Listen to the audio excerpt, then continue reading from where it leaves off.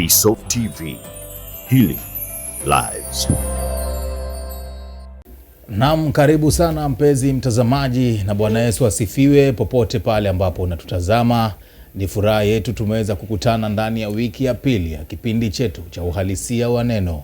Bila shaka tuliweza kuanza wiki iliyopita na tunashukuru Mungu kwa sababu ametupatia neema ya kuzidi kufuatizia kipindi hiki, na tuliweza kusema kwamba tutaweza kutembea safari hii pamoja kuhakikisha kwamba unaelewa Biblia kwa sana. Yani kama unatafuta kipindi ambacho kinahusika pakubwa na kusoma maandiko na kuelewa kwa kimakini, basi kipindi ni hiki, uhalisia wa neno. Na huwa kawaida siko peke yangu ndani ya studio, niko naye Reverend Samuel Mio ambaye anakuja kunisaidia kuchanganua mada mbalimbali, kuanzia kwa mambo ya wokovu, mambo ya Yesu mwenyewe, mambo mengi ambayo tutakuwa tunazungumza hapa. Kama unaungana nasi basi umefanya vyema, na ukumbuke kwamba jina langu ni Shadrack Ogega na tutakujia moja kwa moja kutoka hapa The Soap TV. Karibu sana Reverend. Thank you so much. Za tangu wiki iliyopita. Naam, nashukuru Mungu. Naam. Mungu ametulinda salama, mimi pamoja na jamii na kanisa la Mungu kule Watamu linaendelea vizuri. Bila shaka. Watamu wanasemaje kuhusu kipindi? Wamefurahikia kipindi kwa kweli. Bila shaka. Wamefuatilia, hata wengine wanasema kwamba watakifuatilia wiki ijayo. Naam. Na kuzidi kufuatilia tena na tena. Karibu sana. Wamefurahi sana. Asante. Na hapo sisi pia tumeweza kufurahi kwamba tumekupata tena kwa wiki ya pili. Kwa hiyo hii ni episode 2 mpenzi mtazamaji. Episode ya kwanza ilikuwa wiki iliyopita. Hii ndio ya pili ambayo tunaifanya. Na kabla tujaweza kupatia mada siku ya leo Reverend, kama kawaida lazima tuweze kufungua kwa ombi. Kwa hiyo ningekushauri tuweze kutuombea tu kidogo. Naam, asante sana. Na uliza basi mtazamaji pale tuombe tunapoanza kipindi chenyewe kwa siku ya leo.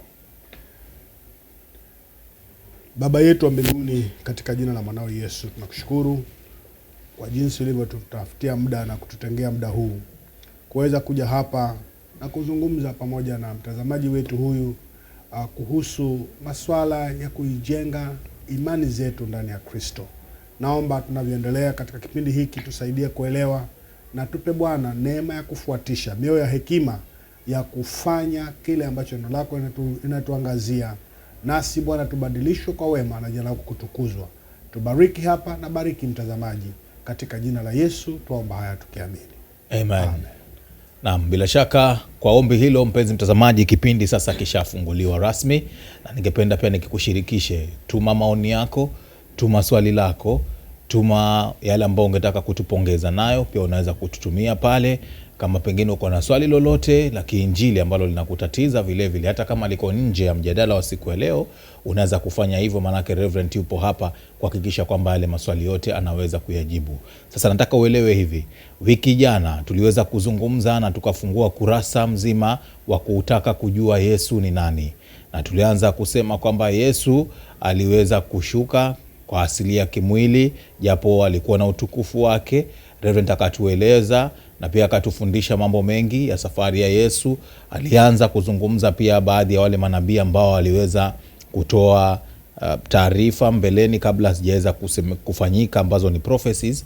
Tuliweza kuangazia kidogo, ndio maana tukatenga siku ya leo tena kuzungumza sehemu ya pili ya Yesu ni nani. Sehemu ya pili, Yesu ni nani. Bado tuko pale pale kwa Yesu Kristo ni nani, sehemu ya pili. Na katika sehemu ya pili tutaingia kwa undani zaidi kuchimba kazi ya Yesu duniani ilikuwa ni gani, aliweza kuifanya hiyo kazi kivipi, na kutokana na jinsi ambavyo alivyoweza kufanya ile kazi inaashiria nini katika maisha yetu. Na mwisho kabisa pia tutaweza kuzungumza malengo yake ama malengo ya Mungu kumtuma Yesu yalikuwa ni yepi, na je, malengo yake yale yameafikiwa kufikia wapi. Ndilo tutaweza kuzungumza hapa kwa usaidizi wa mgeni wangu ambaye ni Reverend Mio. Lakini kabla pia tujaweza kufanya hivyo Reverend, naam, nashukuru kwamba awamu ya kwanza ile ambayo tulikuwa nao wiki iliyopita ilikuwa successful. Ndio. Na kwamba Mungu alitupatia neema hiyo ya kukamilisha episode hiyo. Na pia tunafurahi kwa maswali mengi aliyoweza kuja na pongezi nyingi ambazo pia ziliweza kuja katesi ya watazamaji wetu ambao tunawapenda na tunawaenzi. Lakini kabla sijaweza kwenda mbali, kuna baadhi ya maswali ambayo yaliweza kuja ambayo ningetaka tuyafafanue kidogo. Ndio. Na ikiwa bado tuko pale kwa Yesu Kristo, swali la kwanza ambalo lilijitokeza, mtazamaji aliuliza, je, Yesu yupo katika Agano la Kale, manake kwa sana yupo katika Agano la Jipya. Na kwa uelevu wako pengine unaweza kutuambia kwamba Yesu yupo katika Agano la Kale? Asante sana Bwana Shedi. Ukweli wa mambo ni kwamba Yesu anapatikana kila mahali. Inategemea muktadha ule ambao mwenyewe unataka kuulenga, ila tutasoma ili kujibu swali lako. Tutasoma mistari michache, kisha alafu nitaongea kidogo kumhusu Kristo huyu ambaye anapatikana kwa Agano Jipya, lakini pia vile vile kwa Agano la Kale. Na kutufungulia tu kwa kusoma kwetu, naomba tuangazie mistari miwili hii. Wa kwanza ikiwa ni Yohana mlango wa 5 mstari wa 46, na vile vile wa pili ikiwa ni Luka 24:44. Naam, wachanyazi na hiyo Yohana 5:46 kama ulivyosema. Naam. Kwa maana kama mngalimwamini Musa, mngeniamini na mimi, kwa sababu yeye aliandika habari zangu. Anayezungumza hapa ni nani? Ili uelewe, na pia mtazamaji pale afuatishe, soma kuanzia 45 ili na yeye aone ni nani anayezungumza maneno haya. Ndio, 45 inasema, msidhani kwamba mimi nitawashtaki kwa Baba. Yuko anayewashtaki, ndiye Musa mnayemtumaini nyinyi. Alafu 46 inasema, kwa maana kama mngalimwamini Musa, mngeniamini mimi, kwa sababu yeye aliandika habari zangu. Huyo ni Yesu anazungumza. Anawaambia wasikilizaji ama Wayahudi kwamba ninyi msidhani kwamba mimi nitawashtaki kwa Baba, maana kuna mmoja anayewashtaki, naye ni Musa. Akizungumzia kuhusu Musa, anazungumzia vitabu 5 vya Torati ya Musa. Anasema kama mngalimwamini Musa, mngaliniamini mimi, kwa sababu huyo Musa mnena katika Agano la Kale bila shaka alinena habari za kwangu mimi. Ndio Yesu Kristo anayeongea hapa. Kwa hiyo anazungumza kwa wakili ya kwamba anatajwa habari zake katika Agano la Kale, na tutaona baadhi ya maeneo ambapo Yesu Kristo anatajwa, si moja kwa moja kama jina la Yesu Kristo, lakini katika majina na vyeo tofauti tofauti ambavyo ameelezwa navyo katika Agano la Kale. Bila shaka. Kwa hiyo Musa aliweza kuandika, aliandika kumhusu Kristo. Asante. Kuna kifungu kingine umeniambia nisome kando na Yohana. Luka 24:44. Luka 24:44. Mtazamaji, uhalisia wa neno unahitajika kuwa na Biblia yako hapo na pia mahali ambapo unaweza andika. Kwa hiyo kwa sasa tunasoma Luka 24:44 ambayo inasema, kisha akawaambia, hayo ndiyo maneno yangu niliyowaambia nilipokuwa nikila pamoja nanyi, ya kwamba ni lazima yatimizwe yote yaliyoandikwa katika Torati ya Musa na katika manabii na Zaburi. Asante sana. Unaona kwamba Yesu hapa anazungumza kwamba Musa, manabii na Zaburi, katika makusanyiko ya maandishi haya yote walizungumza kumhusu Kristo. Musa alizungumza wapi kumhusu Kristo? Yeah. Manabii walizungumza nini kumhusu Kristo? Na je, Zaburi ilizungumza nini kumhusu Kristo? Hiyo ni jambo pana sana ambalo hatuwezi kulingamua kwa kuketi kwetu hapa kwa muda ambao tuko nao, ila tutaangazia tu kwa uchache Musa akimzungumzia kuhusu Kristo katika kitabu cha Mwanzo mlango wa 3 mstari wa 15. Bila shaka ni Genesis ambao ni Mwanzo 3:15. Ndio, nimekwisha ipata. Sasa sikiliza hii mtazamaji. Ni Mwanzo 3:15. Nami nitaweka uadui kati yako na huyo mwanamke. Ndio hiyo? Hiyo. Nami nitaweka uadui kati yako na huyo mwanamke, na kati ya uzao wako na uzao wake. Huo utakuponda kichwa na wewe utamponda kisigino. Asante sana. Ya kwamba ataweka uadui kati ya uzao wake na uzao wa mwanadamu, uzao wa nyoka na uzao wa mwanadamu, kwamba wewe huo uzao wa mwanadamu utakuponda kichwa na uzao wa nyoka utamponda kisigino. Yeah. Sasa hii ni picha ambayo inaashiria kazi ambayo Kristo anakuja kufanya, kwamba kwa kusulubishwa kwake pale msalabani, Kristo Yesu alimalizana na kazi ya adui shetani pale msalabani, akasema yote yamekwisha. Amemshinda kwa kununua wokovu kupitia kwa damu yake, kuweza kumpatia mwanadamu nafasi ya kuweza kurejeshwa katika uhusiano imara na Mungu Mwenyezi. Bila shaka. Lakini sio hapo peke yake, tunaweza kusoma habari hizi tena katika kitabu cha Mwanzo 12 mstari wa 3. Mwanzo 12 mstari wa 3. Inasema, nami nitawabariki wakubarikio, naye akulaanie nitamlaani, na katika wewe jamaa zote za dunia watabarikiwa. Huyu ni Musa anamzungumzia Abrahamu hapa kinena, lakini anazungumzia kwamba kupitia kwa uzao wako jamaa zote za dunia zitabarikiwa. Na moja, ukiangalia katika uzao wa Kristo Yesu unarudi mpaka kwa Abrahamu. Sasa huyu Kristo Yesu ambaye angezaliwa baadaye bado ni chimbuko la Ibrahimu. Na kupitia kwa uzao wa Ibrahimu dunia yote, jamaa zote za dunia zimebarikiwa. Na ni kweli kabisa, kwa sababu unaona hatungepata wokovu kama isingekuwa kwa uzao huyu wa Ibrahimu, ambao hatimaye amekuja akamzaa Kristo Yesu na amekuwa baraka iletao wokovu kwa dunia nzima. Bila shaka. Lakini pia tuone kwa uchache katika kitabu cha Kutoka 12 na uone vile ambavyo inazungumzia habari za Kristo pale. Hatuwezi kusoma mlango wote wa 12. Ningeomba tu usome ile mstari wa kwanza hadi wa 4, alafu tutasoma Wakorintho wa kwanza 5:7. Kutoka 12 mstari wa kwanza. Bwana akanena na Musa na Haruni katika nchi ya Misri, akawaambia, mwezi huu utakuwa mwanzo wa mwezi kwenu. Utakuwa ni mwezi wa kwanza wa mwaka kwenu. Semeni na makutano wote wa Israeli mkawaambie, siku ya 10 ya mwezi huu kila mtu atatoa mwana-kondoo kwa hesabu ya nyumba ya baba zao, mwana-kondoo kwa watu wa nyumba moja. Nishuke chini. Endelea. Na ikiwa watu wa nyumba ni wachache kwa mwana-kondoo, basi yeye na jirani yake aliye karibu na nyumba yake na atwae mwana-kondoo mmoja kwa kadri ya hesabu ya watu, kwa kadri ya ulaji wa kila mtu, ndivyo mtakavyofanya, ndivyo mtakavyofanya hesabu yenu kwa yule mwana-kondoo. Asante. Sasa tusome pia Wakorintho wa kwanza 5:7. Wakorintho wa kwanza 5:7.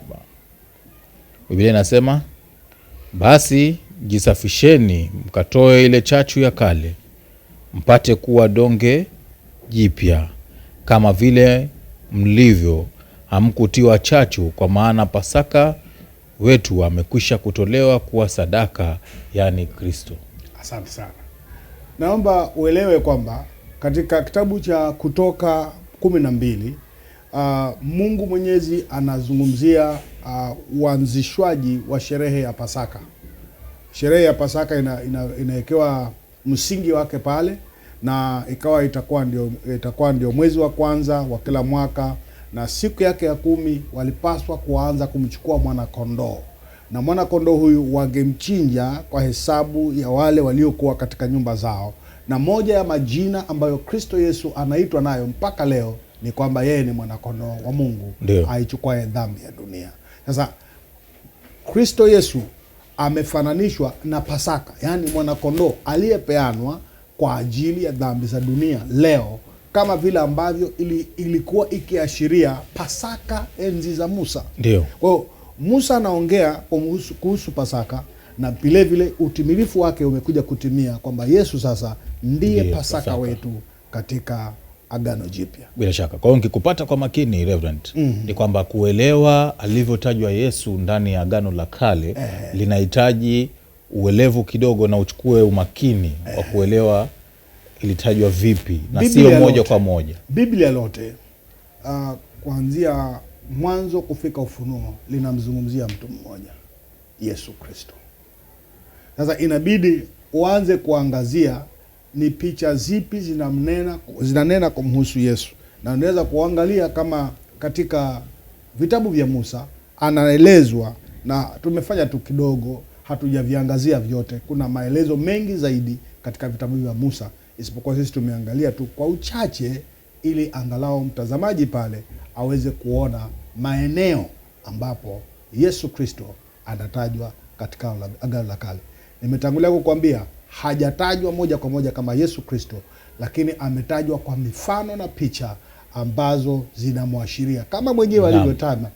Musa, manabii na Zaburi zinanena kumhusu yeye. Bila shaka nafikiri mtazamaji ameweza kuelewa hapo. Labda ukitaka tunaweza kuangalia vile alivyonenwa katika unabii. Naam, tulikuwa tunakuja pale kwa unabii sasa, tuligusia vile vile katika Zaburi. Naam, bila shaka.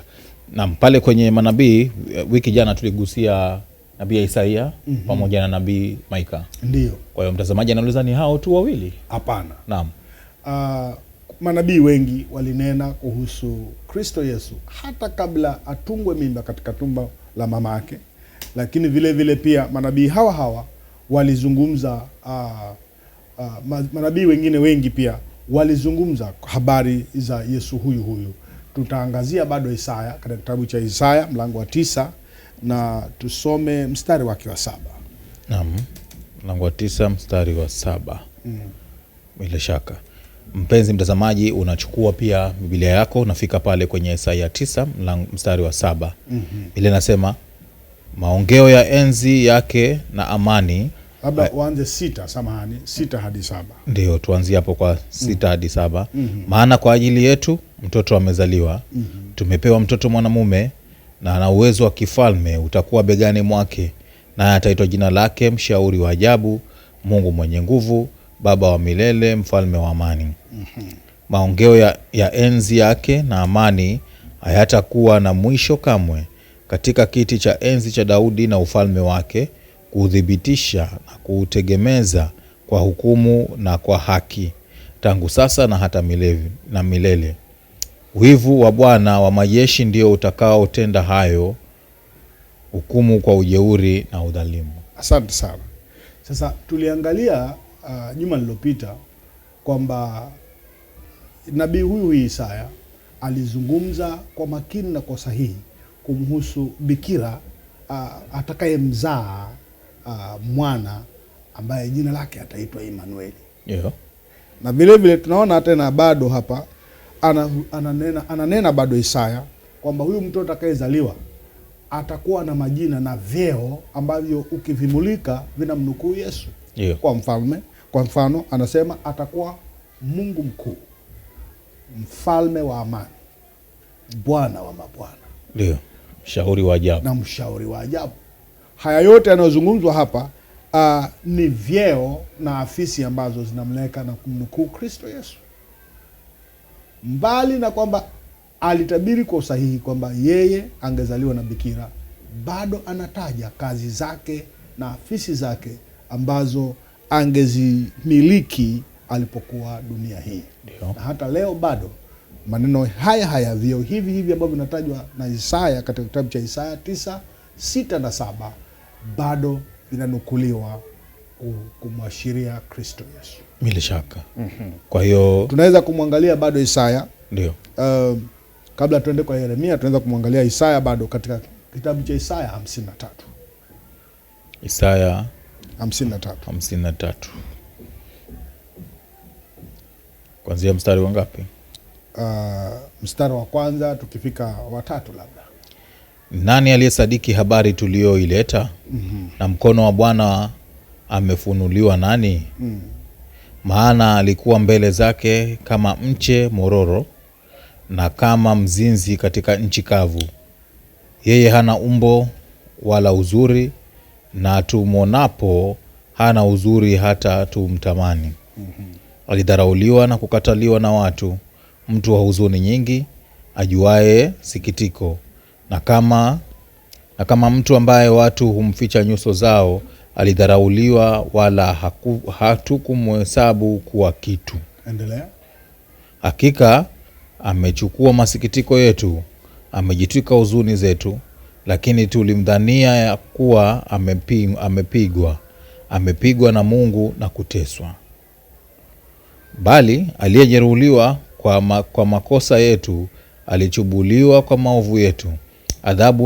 Adhabu ya amani yetu ilikuwa juu yake, na kwa kupigwa kwake sisi tumepona. Asante sana.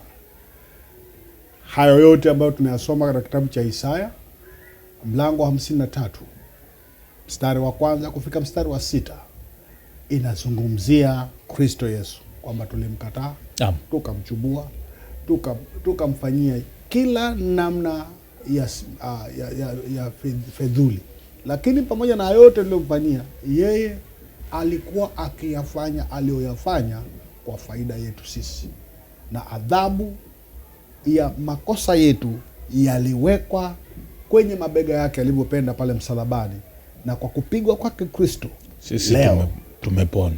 Bila shaka posa, unaona, tunaombea wagonjwa wanapona, bila shaka wagonjwa wanapona.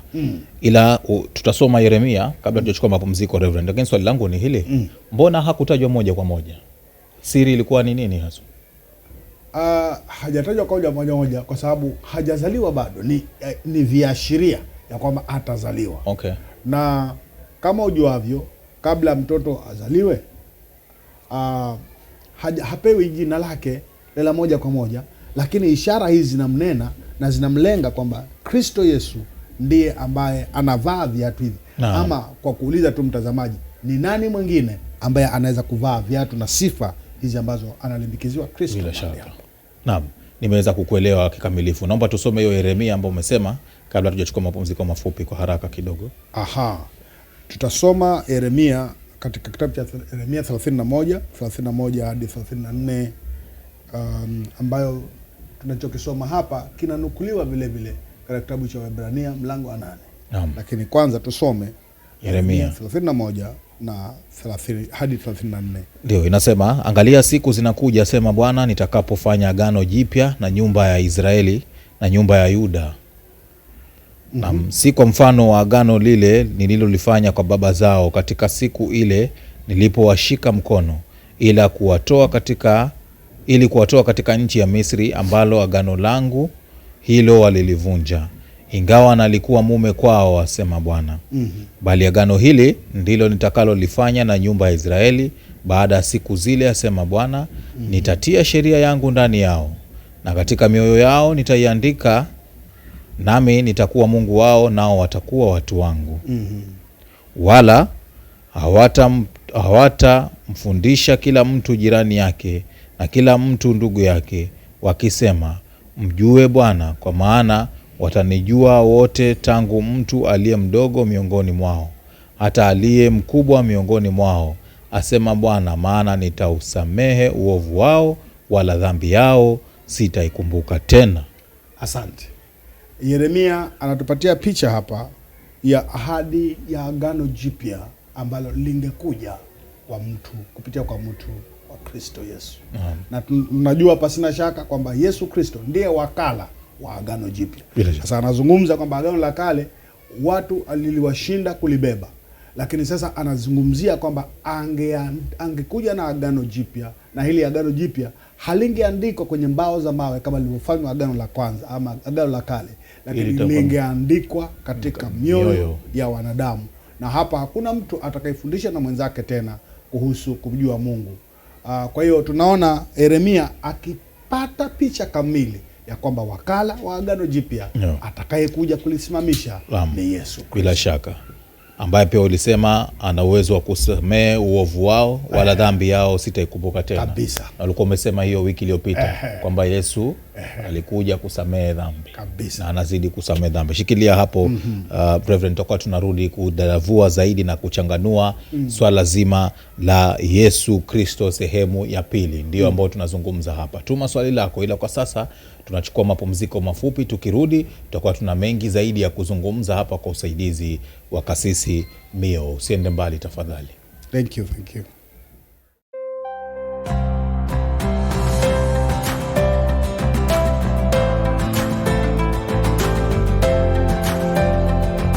Vsop TV, Healing Lives.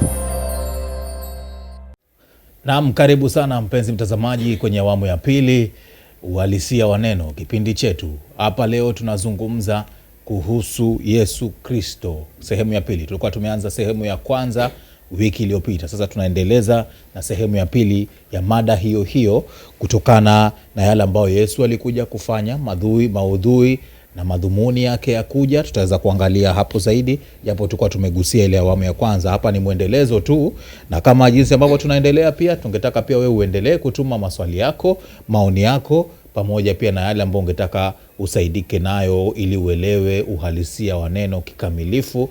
Na ndani ya studio siko peke yangu, niko naye Reverend Mio wa kunisaidia hapa kuchanganua hii mada ya Yesu Kristo sehemu ya pili. Karibu sana Reverend. Asante sana. Kwenye sehemu ya pili. Nashukuru sana. Na bila shaka tulikomea pale kwa Yeremia. Ndio. Tukaweza kuona kwamba pia aliweza kutoa prophecy ya jinsi ambavyo Yesu atakavyokuwa. Na tulikuwa tunajibu lile swali ambalo lilikuwa limeulizwa, je, Yesu anapatikana katika Agano la Kale? Na tumeweza kuona na umeweza kuthibitisha hilo. Japo prophecies ni nyingi kama ulivyotanguliza kunieleza. Nafikiria sijui kama kuna mojawapo ya muhimu zaidi kwa zote, kabla sijakupatia swali la pili hapa. Kwa kutaja tu, labda ni vizuri kwamba mtazamaji ajue kule kwamba Ezekiel alinena kumhusu Kristo. Tunampata Danieli pia anazungumza kuhusu Kristo, na vile vile tunamuona Zekaria akizungumza kuhusu Kristo. Labda kile cha msingi sana ni kwamba tungeangazia Zekaria akizungumza kuhusu kusulubiwa kwa Kristo Yesu. Na kwa hiyo hao wengine walizungumza tofauti na Zekaria. Walizungumza tofauti na Zekaria. Kila mmoja alizungumza kivyake. Zekaria alizungumzia kuhusu kutembea kwa Kristo Yesu juu ya mwanapunda akiwa Yerusalemu. Ndio. Zekaria huyo bado akazungumzia kuhusu kusulubiwa kwa Kristo Yesu. Na Zekaria huyo mmoja bado akazungumza kwamba mchungaji huyu Kristo Yesu angeuawa na wanakondoo angetawanyika. Na hilo likathibitika wakati aliposulubishwa, maana wanafunzi wote walikimbia. Ni baadaye walirudi mmoja mmoja na kuweza kuimarishwa tena katika imani zao ndani ya Kristo. Kwa hiyo kila nabii, ukumbuke tunarudi hapa kuangazia kwa sababu ya madai ambayo Kristo Yesu anaibua katika Yohana 5, kama tulivyosoma, na pamoja na Luka 24:44. Yesu mwenyewe anazungumza kwamba Musa, manabii na Zaburi zinaongea kuhusu mimi. Kwa hiyo tumemulika tu japo kwa kidogo ili kupata taswira ya kwamba kweli Kristo Yesu anatajwa katika Agano la Kale. Labda hatajwi kwa jina kama Kristo Yesu, lakini viashiria vingi na vyeo vyake na afisi zake zinaangaziwa kama zilivyo katika Agano la Kale. Bila shaka. Labda tusome habari za Zekaria anavyomzungumza Kristo Yesu. Tunasoma mlango wa 9 mstari wa 9, 12 mstari wa 10 na 13 mstari wa 7, na baadaye tuende kwa labda na vitabu vingine. Naam, niko pale kwa Zakaria 9:9. Inasema, furahi sana e binti Sayuni, piga kelele e binti Yerusalemu. Tazama mfalme wako anakuja kwako, ni mwenye haki naye ana wokovu, ni mnyenyekevu, amepanda punda, naam mwanapunda, mtoto wa punda. Asante sana. Kile anazungumzia Zekaria kinatimia katika kitabu cha Mathayo 21:4-9. Bila shaka 4-9. Yesu akiingia Yerusalemu na mwanapunda. Na yafahamu hiyo hadithi. Anasema haya yote yamekuwa ili litimie neno lililonenwa na nabii akisema, mwambieni binti Sayuni, tazama mfalme wako anakuja kwako, mpole na mwenye naye amepanda punda, na mwana punda, mtoto wa punda. Nishuke chini? Shuka tu. Wale wanafunzi wakaenda zao, wakafanya kama Yesu alivyoamuru. Asante sana. Sasa unaona huu nabii unazungumzwa na nabii Zekaria. Zekaria aliishi takriban miaka 500 kabla ujio wa Kristo kwenye Agano la Kale hapo. Kwenye Agano la Kale. Na unaona ya kwamba anakuja na inatimia kama alivyonena. Ananena kwamba mfalme wako anakuja juu ya mwanapunda, na kweli Yesu akaingia Yerusalemu akiwa juu ya mwanapunda. Na bila shaka Reverend, so what does this tell you of God venye anapanga haya matukio? Kwamba hakuna tukio juu ya uso wa nchi ambao linatendeka pasina kulipanga na kulithibitisha. Okay. History is about his story. When we talk of history, we are talking about his story. Because kila kitu ambacho kinafanyika leo hakijafanyika chenyewe, kinafanyika katika mpango mzima wa mpango wa Mungu Mwenyezi. Bila shaka. So God orchestrates global events to fit his plan. Pia kuna sehemu ambayo inasema kwamba aonaye mwisho kabla ya mwanzo. Exactly. Bila shaka. Nafikiri tumeweza kuelewa hivyo. Yani kwa maneno mafupi ni kwamba kila kitu ambacho kinafanyika leo Mungu anatumia matukio ya leo kukamilisha mpango wake wa tangu awali. Naam.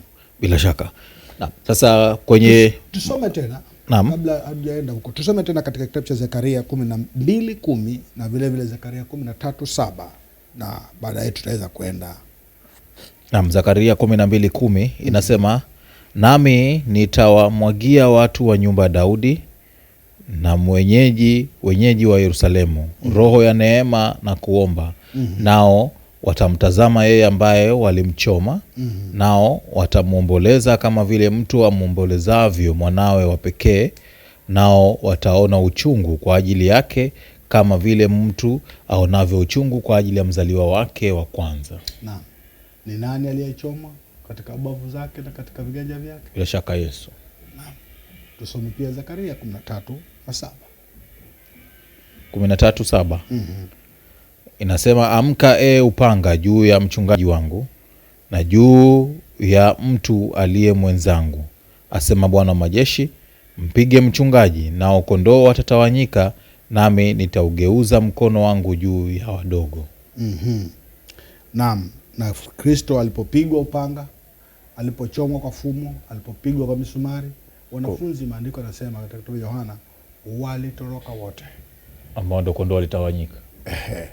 Lakini kwa utukufu wa Mungu sasa, baadaye mmoja wakarudi mpaka wote wakashikamana tena na wakaendeleza azma ya Bwana wao.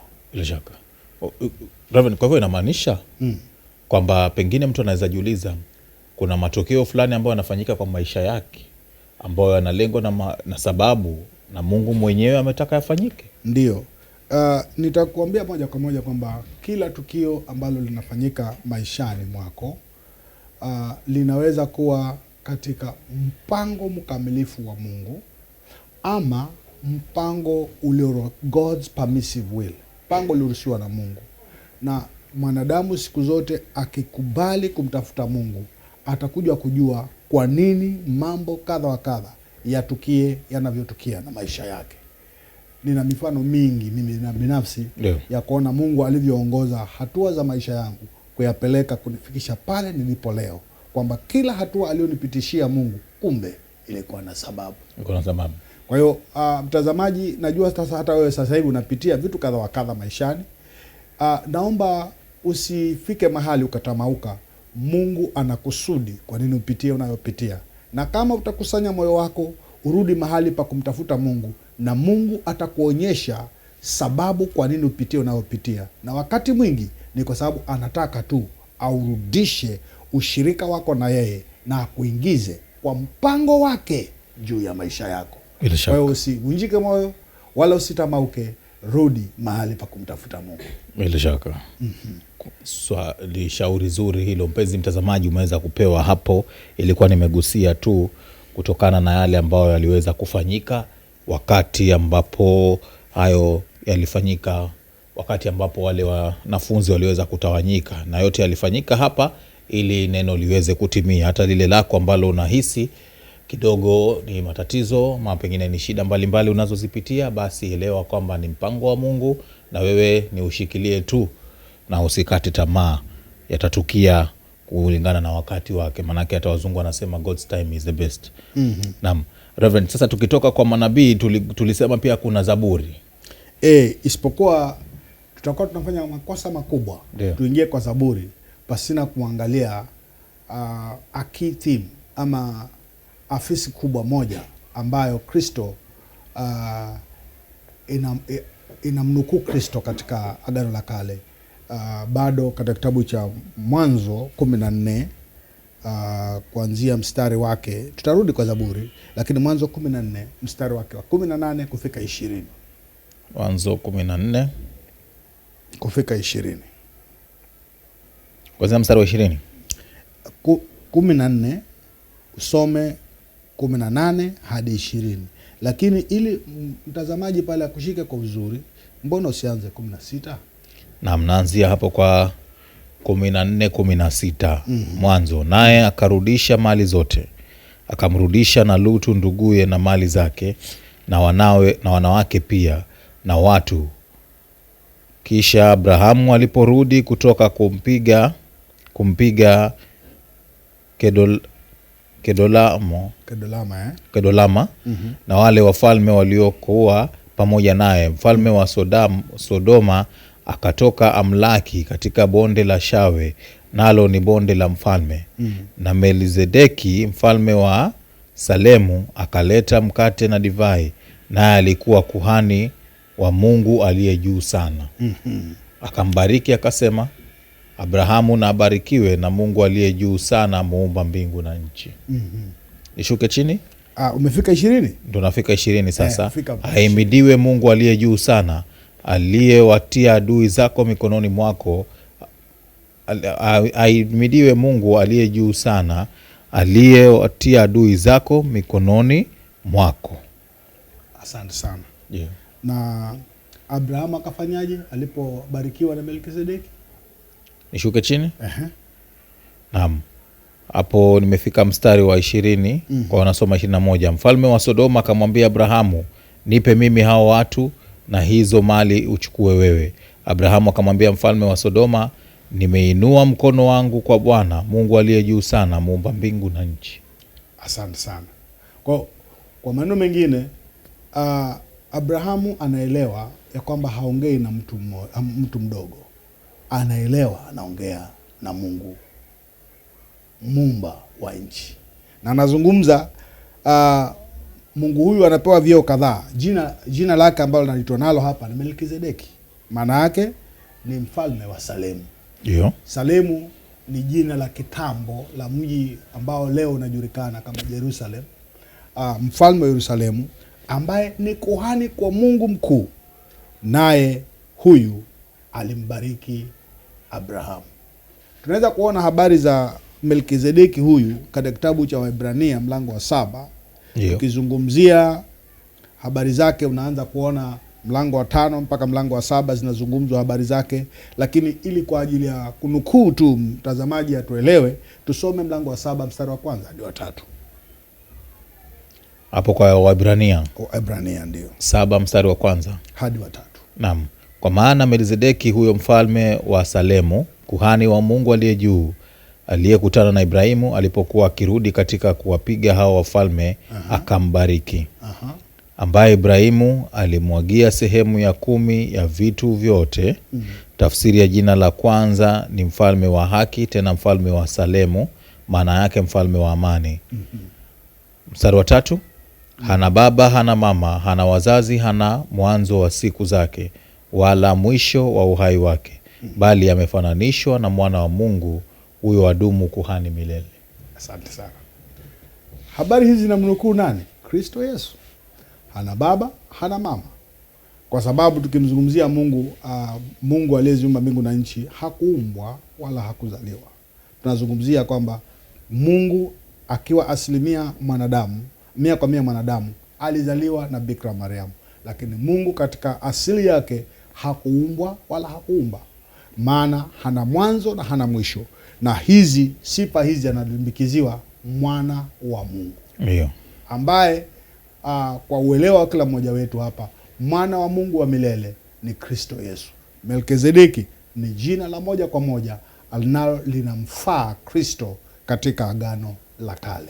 Tunaliona likitajwa pia mpaka na Agano Jipya. Ndio maana nikakwambia hatutakuwa tumefanya haki tukiruka hiki cheo ambacho Kristo anakipewa moja kwa moja katika mafungu haya.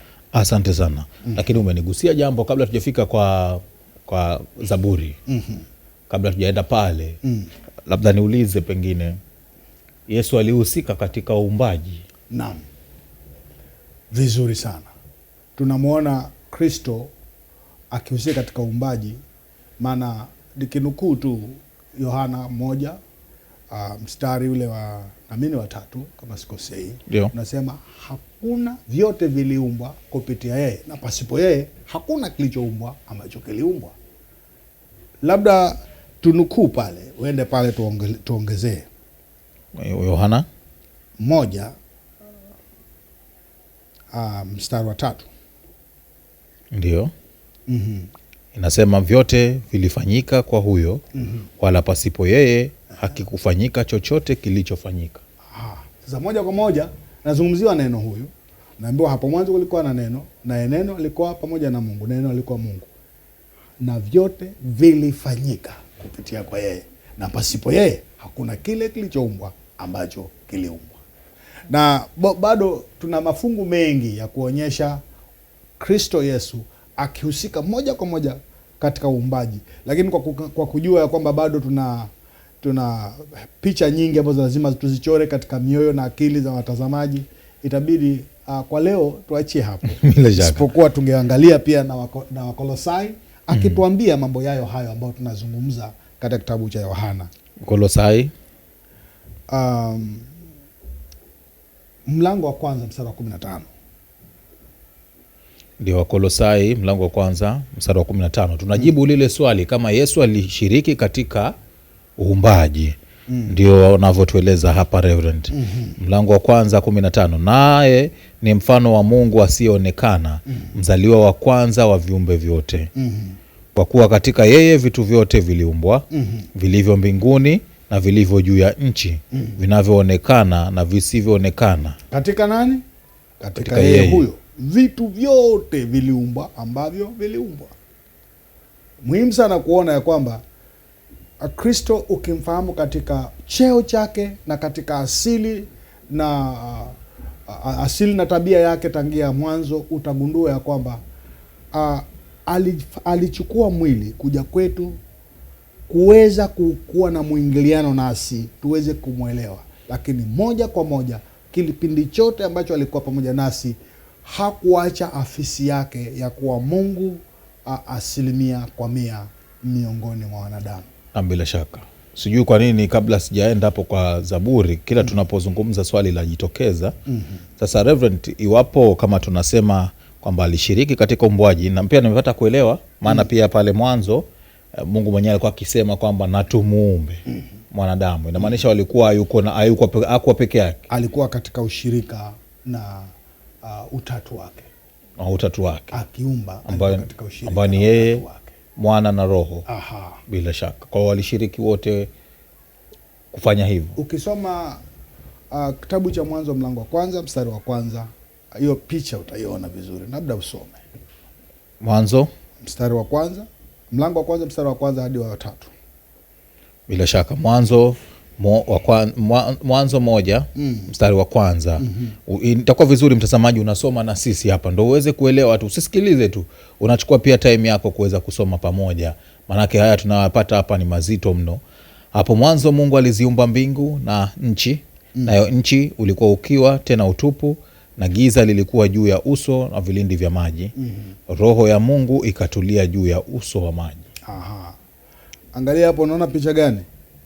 Mungu anaumba, lakini hapo mwanzo Mungu aliumba, na sasa anataka kuumba, anataka kueleza uumbaji wake ndani ya siku ya kwanza. Kuna kile aliumba hapo mwanzo, kuna kile aliumba siku ya kwanza. Naomba nisikuchanganya. Kwa hiyo uumbaji haukuanza na siku ya kwanza. Kuna vitu alivyoumba nyuma.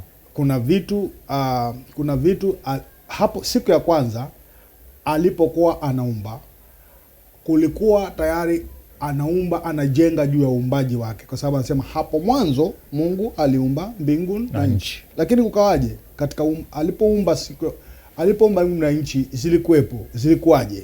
Na nchi ilikuwa ni ukiwa tena utupu, na giza lilikuwa juu ya uso wa vilindi vya maji. Unaona, nchi ukiwa tena utupu, na giza lilikuwa limefunika juu ya vilindi vya maji. Sasa Mungu akaanza kutamka, na kuwe nuru. Ngoja kidogo, tumesema moja ya majina na vyeo vya Kristo Yesu ni nini? Yeye ni neno la Mungu. Tumekubaliana nawe mpaka kufika hapo? Ndio, kwamba Kristo Yesu ni neno la Mungu. Sasa hapa tunampata Mungu Baba, tunampata na Roho Mtakatifu, lakini pia tunampata na Mungu Mwana akiwa neno lililotamkwa na Kristo na Mwenyezi Mungu, kwamba na kuwe. Lilipotamkwa neno likaumba. Ndiposa Wakolosai pamoja na Yohana anatuambia pasipo yeye hakuna lile liliumbwa ambalo liliumbwa. Bila shaka. Asante sana. Vizuri, na maelekezo yako tunapata kuelewa. Mpenzi mtazamaji, nafikiria unafuatizia kwa ukaribu sana, na kama unabarikiwa na anachokisema Reverend hapa, unatujuza moja kwa moja pale kwenye comment section yako, ama pia unaweza tuma swali, ufafanuzi zaidi kama una uhitaji. Pia tupo hapa kwa ajili yako. Uhalisia wa Neno ni kipindi ambacho maudhui yake haswa ni kuhakikisha kwamba unafahamu kikamilifu neno linavyosema, bila kugoshiwa kwa aina yoyote, bila kutiwa lolote. Pengine umesikia elimu nyingi huko nje, umesikia mambo mengi pale nje, hayo unaachana nayo. Sikiza yale ambayo tunakueleza siku ya leo hapa kwa uhasilia huu wa neno. Tunasoma moja kwa moja kutoka kwa Biblia kikamilifu. Asante Reverend. Tukienda sasa kwa Zaburi, naomba tungamue kabla ya Zaburi, maana tunataka kuchukua mapumziko mafupi. Itakuwa vizuri tukirudi ndio tuweze kuangalia hiyo Zaburi inavyosema. Ila kwa sasa niruhusu niweze kuchukua mapumziko mafupi Reverend, alafu pia tutakuwa tunaangalia wale wanachokisema watazamaji wetu. Ila kwa sasa usiende mbali tafadhali. Asante sana.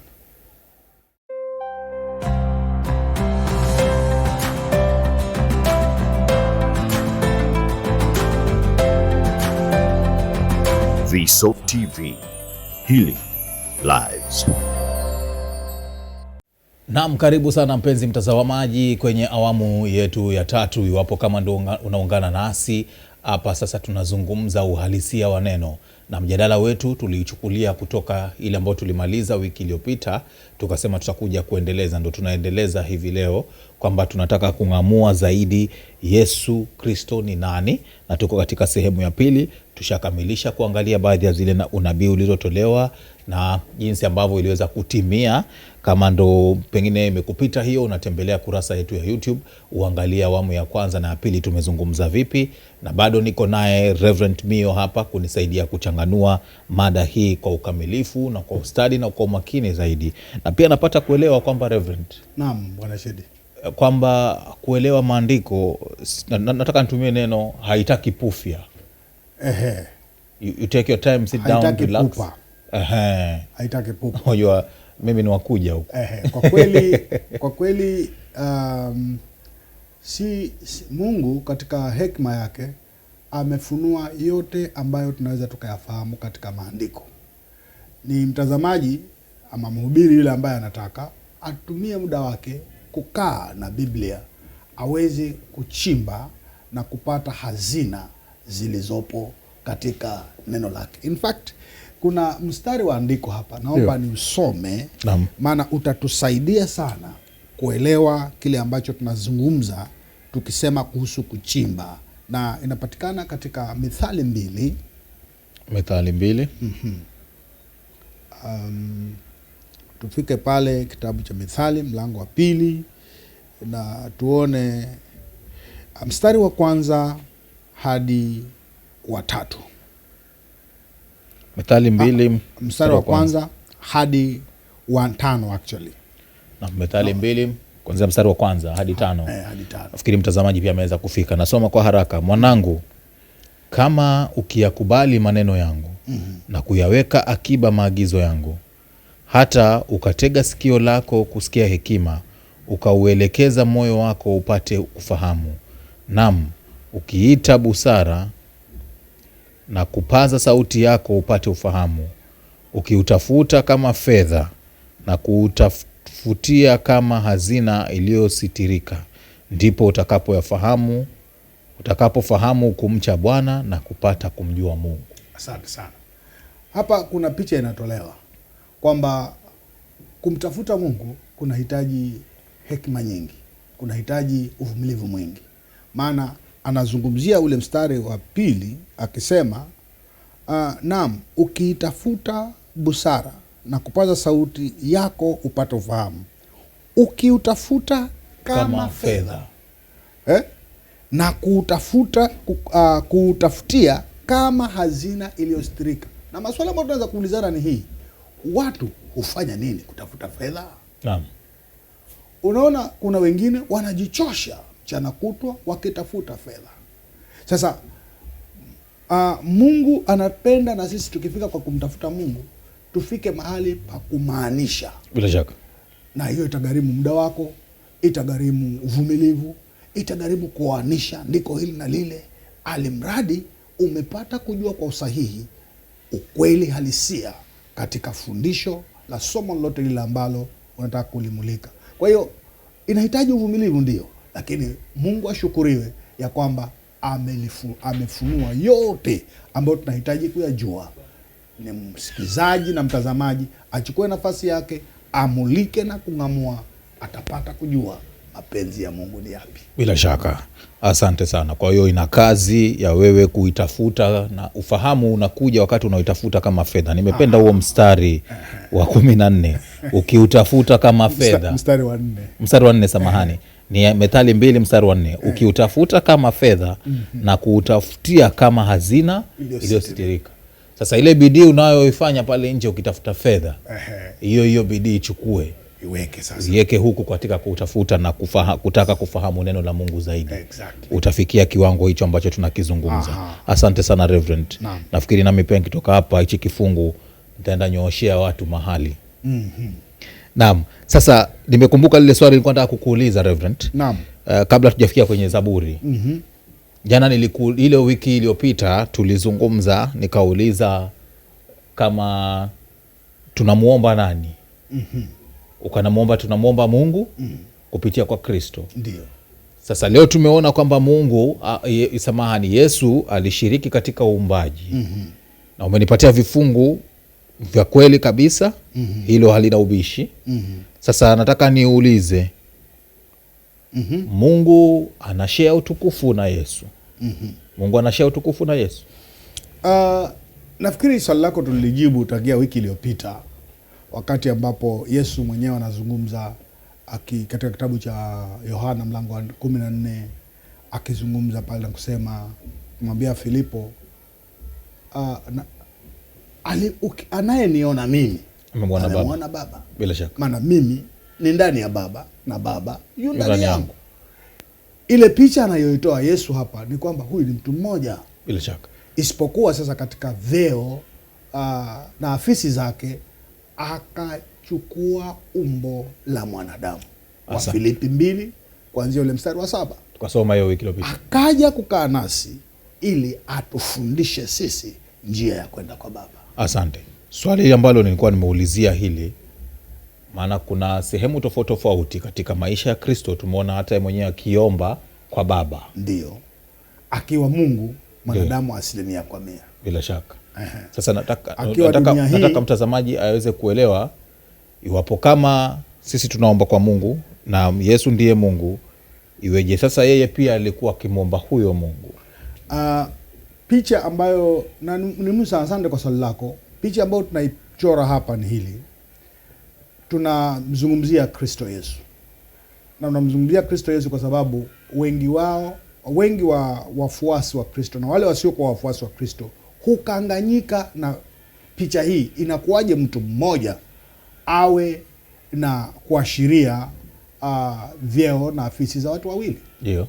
Sasa ukimwona Kristo Yesu akiwa dunia hii, alikuja hapa kama mwana wa mwanadamu. Kitabu cha Luka kinazungumzia sana kuhusu mwana wa mwanadamu, ya kwamba alipokuja kwetu alikuja akiwa mwana wa mwanadamu, lakini akiwa mwana wa mwanadamu bado hajatupilia mbali uungu wake, akiwa mwana wa mwanadamu 100%. Na nilikuonyesha juzi ile wiki ingine kwa nini Kristo Yesu ni mwana wa mwanadamu. Alichoka akalala, aliona njaa, aliona kiu, alilia. Hivi ni vitu ambavyo wanadamu tunafanya. Lakini pia akiwa hapa duniani alikuwa 100% Mungu, maana hakuna wakati alivua afisi yake ya kuwa Mungu akatupa mbali. Yeah.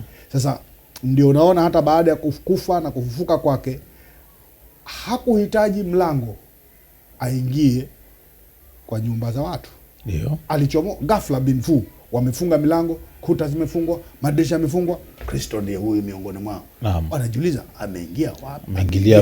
Ameingia vipi?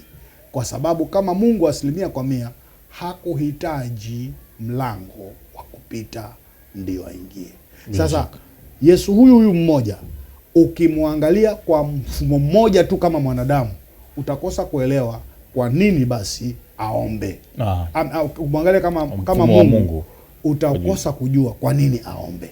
Mmoja aliniuliza wakati fulani tukiongea hapo, akaniuliza kama Yesu alisulubishwa,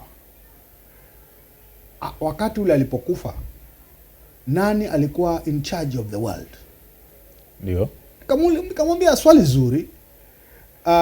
Mungu mwanadamu alikufa, lakini Yesu Kristo kama Mungu 100% hakufa. Aliyekufa ni Mungu mwanadamu aliyekuwa amekuja kutupatanisha na Mungu Baba. Bila shaka. Kwa hiyo kulijibu swali la kwako, Kristo Yesu akiwa Mungu mwanadamu aliomba kwa Baba yake. Aliomba akiwa mwana wa mwanadamu. In fact, anazungumzia katika kitabu cha Yohana 14 naamini, akisema tuombe kwa jina lake. Na mimi naomba tusome 13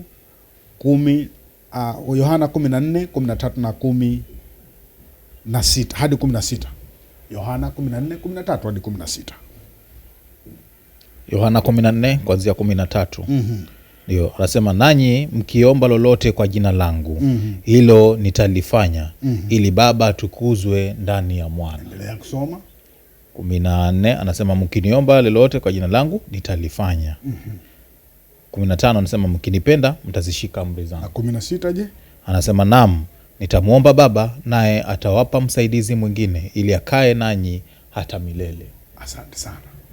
Sasa Yesu anasisitiza kwamba maombi yote hapa yafanywe kupitia kwa Kristo Yesu.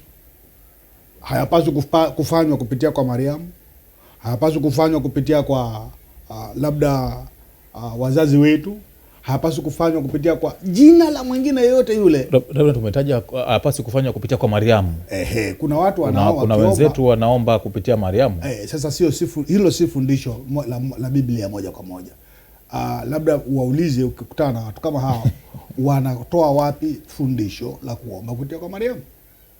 Okay. Maana watakwambia Yesu alipokuwa pale katika harusi ya Kana Galilaya, wakati ambapo mvinyo ulitindika, walikuja wakamuuliza Yesu, wakamuuliza mamake, ndio inakuwaje sasa mvinyo umetindika hapa? Yeye akamwendea Yesu akamwambia, tafadhali hapa kumepungukiwa kidogo. Hii sherehe inaenda vibaya kwa sababu sasa mvinyo umetindika. Akamjibu, nina nini na wewe mwanamke? Ndio, muda wangu bado. Kisha yeye mama akamgeukia wale watumishi akamwambia, chochote atakachowaambia fanyeni. Bila shaka. Ina maana hata mama alimuelewa mwanawe. Alijua, maana kabla mzae alipokea unabii. Alijua kwamba huyu si mtoto wa kawaida.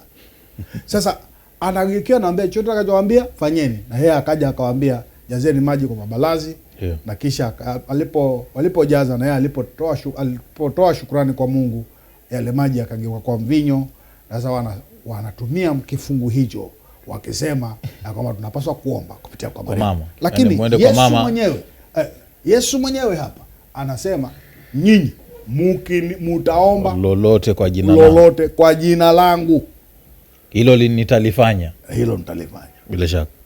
Kwa hiyo fundisho moja kwa moja analotuagiza Yesu hapa ni kuomba kupitia kwa jina lake. Asante. Naam, tugusie haraka haraka pale kwenye Zaburi kama ulivyonitajia awali. Asante sana. Naam. Tukirudi sasa katika Zaburi, na Zaburi ni nyingi. Kwa mtazamaji, tafadhali naombe tu kueleza kwamba Zaburi hazijatungwa na Daudi peke yake, kinyume cha dhana ya watu wengi kwamba Zaburi zote ni za Daudi. Yeah. Kuna Zaburi za Musa, kuna Zaburi za wana wa Asafu. Yaani kuna Zaburi, walioandika Zaburi si Daudi peke yake, isipokuwa nyingi ya Zaburi ziliandikwa na Daudi. Lakini kuna Zaburi za wengine ambao nao pia walichangia kuandika, mfano ikiwa Zaburi ya 90 ambayo ilikuwa ni Zaburi ya Musa. Naam. Kwa hiyo ile Zaburi sio Daudi peke yake? Si ya Daudi peke yake. Zaburi zimeandikwa kwa michango ya watu kadhaa. Bila shaka. Umesema Zaburi ya 90. Zaburi ya 90 unaona pale inaandikwa ni Zaburi ya Musa. Naam. Na ni kweli ni sala ya Musa hii. Unaona sasa? Bila shaka. Sasa si Zaburi zote kwamba zimeandikwa na Daudi.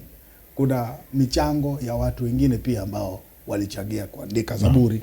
Lakini ukweli wa mambo ni kwamba Zaburi nyingi, na hiyo tunaongea kwa sababu Yesu anazungumza pale, anasema Torati, Musa, manabii na Zaburi zimeandika kunihusu.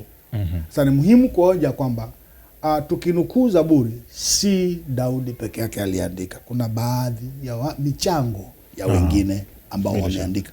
Na tuna Zaburi nyingi hapa zinazomnukuu Kristo Yesu akiwa kama mwana wa Mungu, akiwa Zaburi na mnukuu Yesu kama aliyesulubiwa pale msalabani kwa ajili ya ondoleo la dhambi za wanadamu, na vile vile kwamba mtu aliyefufuka miongoni mwa wafu. Zaburi ni nyingi, lakini mimi naomba tusome Zaburi 22 mstari wa kwanza, tuangalie mstari wa 7 hadi 8 na vile vile mstari wa 16 na 18 kwa mujibu wa kutamatisha aliyoyasema Yesu katika Zaburi, kabla tuende kuona zile kazi ambazo Kristo alikuja kufanya bila shaka. Umesema Zaburi 22, tuanze mstari wa kwanza kisha turuke mstari wa 7 hadi wa 8. Naam. Inasema hivi. Mungu wangu, Mungu wangu, mbona umeniacha? Naanzia hapo. Hapo tu. Mungu wangu. Unakumbuka maneno hayo? Nakumbuka vizuri. Pale msalabani. Wakati ambapo Yesu alibeba dhambi za dunia zikiwa nzito zilivyokuwa nzito, analipa fidia kwa ajili ya dhambi zetu. Mungu Baba alipindua uso kinyume cha mwanawe na akahisi kwa mara ya kwanza kuachwa na baba yake. Kabla ya hapa anaomba akisema, nakushukuru ewe Baba kwa sababu ninapoomba unanisikia. Lakini wakati huu analalamika, anasema, Mungu wangu, Mungu wangu, mbona unaniacha? Utimilifu wake ombi hili, ukumbuke, inaandikwa katika Zaburi ya kwamba atakuja aombe ombi hili. Na kweli utimilifu wake unaonekana katika kitabu cha Mathayo 27:46. Sio lazima tusome. Na inafahamika hiyo. Mtazamaji ataweza kujisomea mwenyewe kwa kufuatia. Lakini pia Marko 15:34. Kile ambacho ningetaka uendelee kuangazia ni kusoma mstari wa 7 hadi wa 8 wa kitabu hicho cha Zaburi 22. Mstari wa 7 na wa 8. Inasema, samahani kidogo, Zaburi 22 mstari wa 7 na 8. Inasema, wote wanionao hunicheka sana, hunifyonya wakitikisa vichwa vyao. Mstari wa 8, husema, umtegemee Bwana na amponye, na amwokoe sasa, maana apendezwa naye. Unaelewa moja ya kejeli ilifanywa pale msalabani aliposulubishwa katikati ya wezi wawili, wanyang'anyi wawili. Ndio. Mmoja alisemaje? Wapo, kama kweli wewe ni mwana wa Mungu, jiponye na utufonye. Ndio hii inaonenwa hapa. Daudi anaiona kabla itendeke, kabla hajazaliwa Kristo, kwamba atazaliwa, aishi, asulubishwe, kisha wataenda kumkejeli na waseme, kama wewe kweli ni mwana wa Mungu, basi ujiponye na utuponye na sisi. Yaani Bwana Shedi, kwa muonekano wa Kristo katika Agano la Kale ni mwingi mno. Naam. Lakini naomba usome mstari wa 16 na mstari wa 18 kwa kumalizia hilo, ambayo inasema, kwa maana mbwa wamenizunguka, kusanyiko la waovu wamenisonga, wamenizua mikono na miguu. Naweza kuihesabu mifupa yangu yote, wao wananitazama na kunikodolea macho. ndio Wanagawanya nguo zangu na vazi langu wanalipigia kura. nani aliyechubuliwa mifupa yake kwa misumari na ubavu wake kwa fumo na nguo zake zikapigwa kura na kugawanywa miongoni mwa wengi? Yesu Kristo mwenyewe. Asante sana. Bila shaka. Sasa tunajibu yule mtazamaji ambaye anauliza, je, Yesu Kristo ametajwa katika Agano la Kale? Ndio. Natumai mtazamaji umepata taswira kamili ya kwamba si kutajwa tu, lakini Agano la Kale limebobea na sifa, majina, afisi na utu wa Kristo Yesu. Bila shaka. Nafikiri mpenzi mtazamaji sasa unashawishika vizuri na kwamba uhalisia wa neno tu, kazi yetu ni kuweka bayana ufahamu ndani ya maandiko kinachosemwa ni kipi, kama alivyotuelekeza hapa Reverend Mio. Sasa tuingie kwa haraka Reverend, kwa sababu ya muda wetu pia ambao unasonga. Tuligusia kazi alizokuja kuzifanya Yesu. Naam. Mojawapo ukasema wiki jana kwamba uzima tuwe nao. Alikuja kutupatia uzima wa milele. Uzima wa milele. Asante sana Bwana Shedi, naomba kwa kurudia hilo kidogo, sitataja yale ambayo tulizungumzia wakati ule kwamba yeye alikuwa ni mbegu ya mwanadamu mwanamke, kwamba yeye alizaliwa na Bikira Mariamu.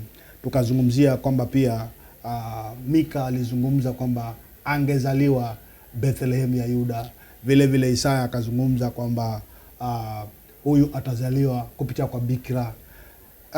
Na tumeng'amua kidogo leo tukaona ya kwamba Isaya alitabiri ya kwamba akizaliwa ufalme utakuwa juu ya bega lake. Ndio. Naye atatawala milele na milele. Sitaki kurudia hapo. Niongeze tu kidogo ya kwamba moja ya kazi ambazo Kristo Yesu alikuja kuzifanya dunia hii ni kumfunua Baba. Ndio. Alikuja ili kumdhihirisha na kumfunua, kumjuza Baba kwetu sisi. Na hilo pia nimetangulia kulizungumzia pale katika kitabu cha Yohana Mtakatifu mlango wa 14 mstari wa 9. Anazungumza Yesu ya kwamba yeyote aliyeniona mimi amemwona na Baba. Naomba usome tafadhali kwa faida ya mtazamaji wetu. Bila shaka. Yohana 14 mstari wa 9.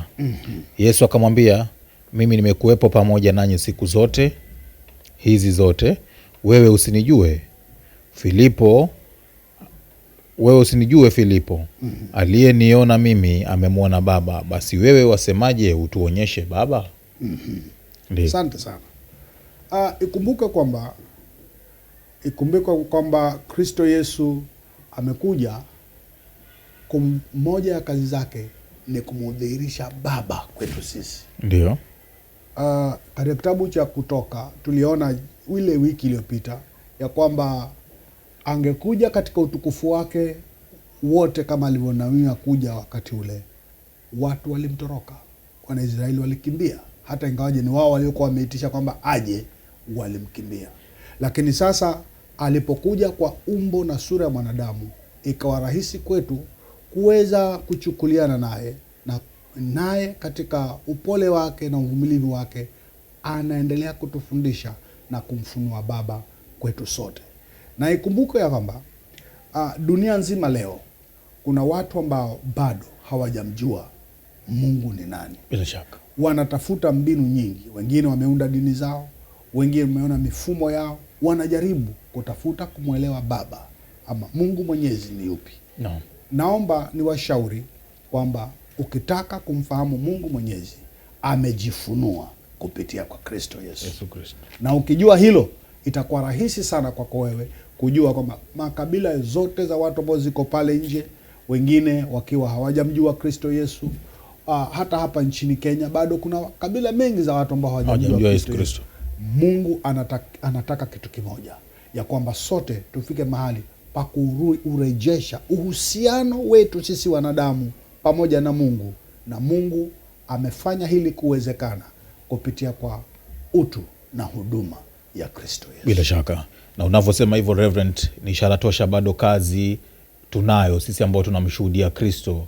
Kazi bado tunayo ya kuhakikisha kwamba wote wanamfahamu na wanampokea huyu Yesu Kristo mwenyewe. Sijui kama kwa upande wako kuna kazi nyingine kabla tujatamatisha kidogo. Ndiyo. Naam. Alikuja kujitoa kwa sadaka kwa ajili ya dhambi. Ndio. Na hili tunaliona katika kitabu cha Marko 10:45. Marko 10:45. Na Petro kwanza 2:24.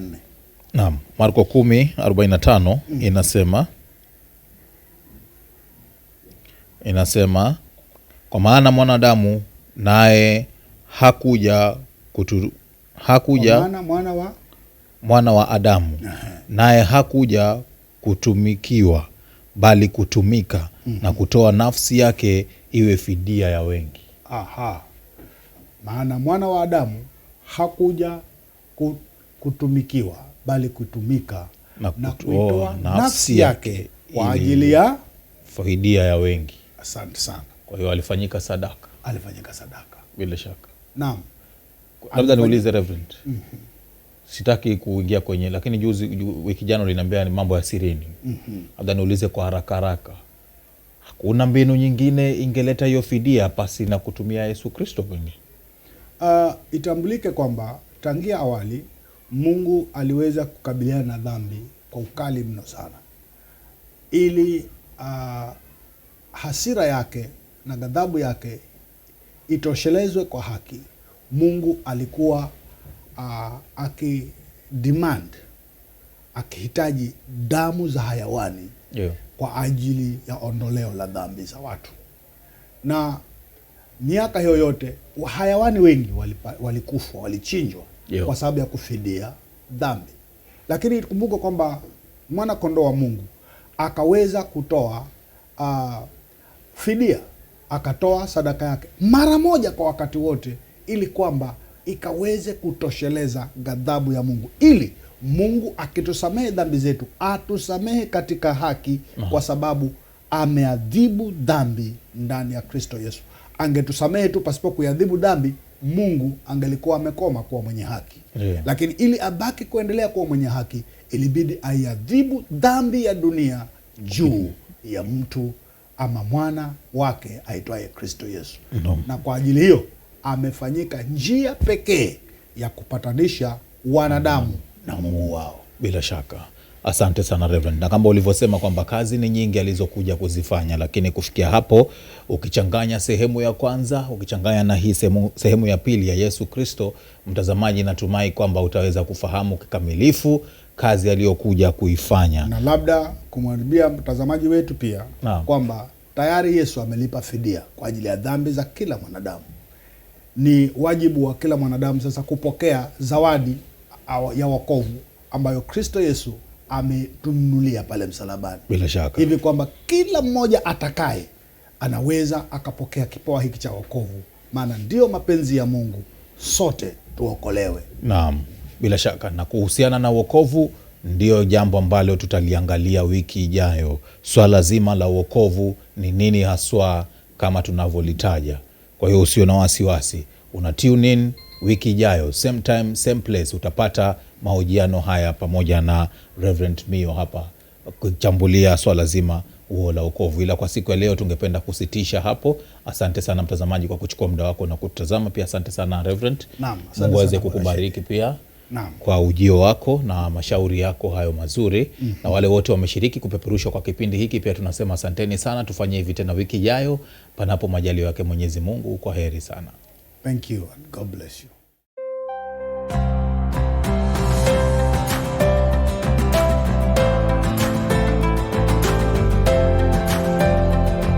Vsoap TV, Healing Lives.